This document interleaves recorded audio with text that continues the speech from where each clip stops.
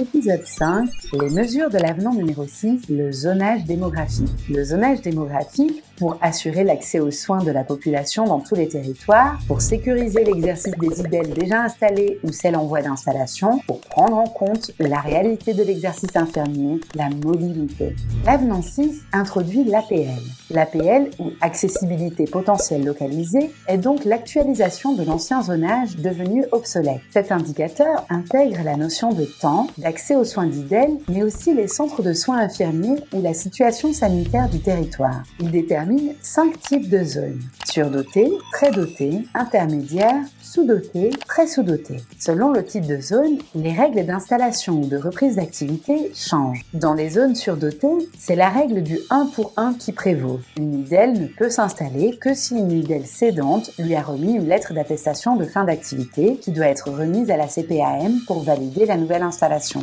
Dans les zones très dotées et intermédiaires. Pour les nouvelles IDEL s'installant dans les zones très dotées et intermédiaires limitrophes aux zones surdotées, elles doivent s'engager à y réaliser les 2/3 de leur activité. En cas de non-respect de cette règle, l'IDEL s'expose à un déconventionnement. Les zones très sous-dotées. Dans ces zones, c'est la création de 3 contrats pour différencier les IDEL démarrant leur activité dans la zone, les IDEL déjà en exercice qui rejoignent cette zone et celles déjà installées dans la zone. Ce sont les aides à la primo-installation, les aides à l'installation et enfin, les aides au maintien. 3 conditions sont à respecter pour en bénéficier. Réaliser 2/3 de l'activité dans la zone, avoir un taux de télétransmission supérieur à 80% et réaliser la vaccination antigrippale. Le contrat d'aide à la primo-installation concerne donc les IDEL démarrant leur activité dans cette zone. Il est valable pour une durée de 5 ans, non renouvelable, et se traduit par un versement forfaitaire de 37 500 €. Le contrat d'aide à l'installation concerne celles qui étaient déjà conventionnées dans une autre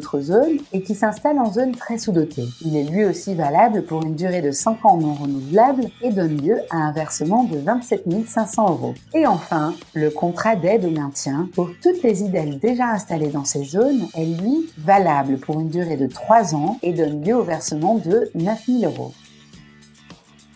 Le nouveau zonage et son mode de calcul avec l'APL doit sécuriser l'exercice tout en permettant une meilleure répartition sur le territoire français et ainsi assurer un meilleur accès aux soins.